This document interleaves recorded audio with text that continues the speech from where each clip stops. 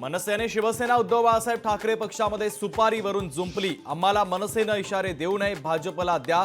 मनसेच्या इशाऱ्याला शिवसेना उद्धव बाळासाहेब ठाकरे पक्षाचं उत्तर। राज ठाकरेंना कुणीही अडवू नका, मुंबईत ताकद दाखवू, मनोज जरांगे पाटलांचं मराठा समाजाला आवाहन। राज ठाकरेंचं जालन्यामध्ये जंगी स्वागत। राज ठाकरे मराठा आरक्षणासंदर्भात भूमिका स्पष्ट करणार।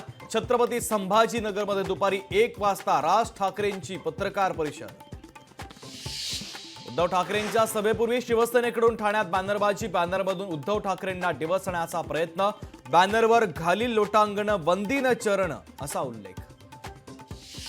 काँग्रेस नेते आजपासून मराठवाडा आणि विदर्भाच्या दौऱ्यावर। जिल्हा निहाय बैठका घेऊन विधानसभा निवडणूक तयारीचा घेणार आढावा। आमदार बच्चू कडू महाविकास आघाडीच्या वाटेवर। मोदीबाग निवासस्थानी शरद पवार आणि बच्चू कडू यांच्यामध्ये तब्बल अर्धा तास चर्चा। बच्चू कडूंचं दिव्यांग आणि शेतकऱ्यांसाठी मोठं काम। महाराष्ट्रासाठी सर्व चांगल्या नेत्यांनी एकत्र येणं गरजेचं, सुप्रिया सुळेंचं विधान। राजकीय परिस्थिती पाहून शिंदे आणि अजितदादांना सोबत घेतलं। संघाच्या बैठकीत फडणवीसांचं स्पष्टीकरण। काही बोललो नाही तरी ते आमच्या तोंडी घालत असतात, अजितदादांचं फडणवीसांना उत्तर। ऑलिम्पिक पदक विजेती हॉकी टीम मायदेशात। ऑलिम्पिकमध्ये हॉकीत भारताला कांस्य पदक। 12 ऑगस्टला जरांगे पाटलांची शांतता रॅली। अहमदनगरमध्ये रॅलीच्या पार्श्वभूमीवर शहरातील शाळांना सुट्टी, तर मुलांची गैरसोय टाळण्यासाठी प्रशासनाचा निर्णय। सांगलीमध्ये 11 ऑगस्टला ओबीसी आरक्षणासाठी महाएल्गार मेळावा। ओबीसी नेते माजी आमदार प्रकाश शेंडगे यांची माहिती। विरोधी पक्षनेते अंबादास दानवे जालन्याच्या दौऱ्यावर। विधानसभेसाठी इच्छुक उमेदवारांसोबत साधणार संवाद। सुसंस्कृत राजकारण भाजपमुळे बदललं, फैजान मिर्झांचा आरोप। तर अनिल देशमुखांच्या बॅनरच्या मुद्द्यावरून भारतीय जनता पक्षावर केली टीका। रिफायनरी विरोधकांवरील गुन्हे मागे घेणार। ग्रामस्थांवरील गुन्हे 31 ऑगस्ट पर्यंत मागे घेतले जाणार। उद्योग मंत्री उदय सामंतांची माहिती।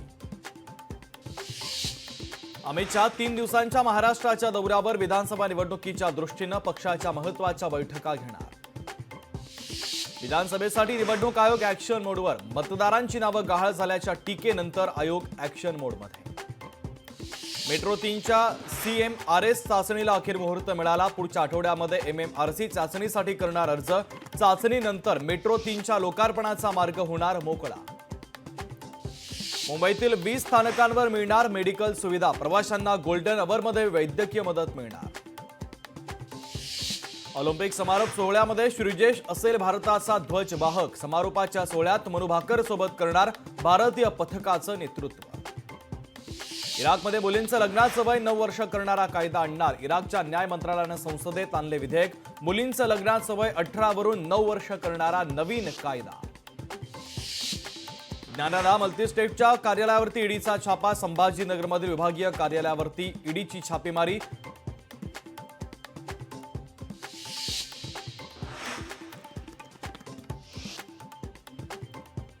बनावट पदवीच्या आधारे तरुणीने मिळवली कॅनडामध्ये नोकरी। तर नागपूर विद्यापीठातील बनावट पदवीच्या आधारे मिळवली नोकरी। लोकशाही मराठी ऐका, पहा, जागरूक रहा।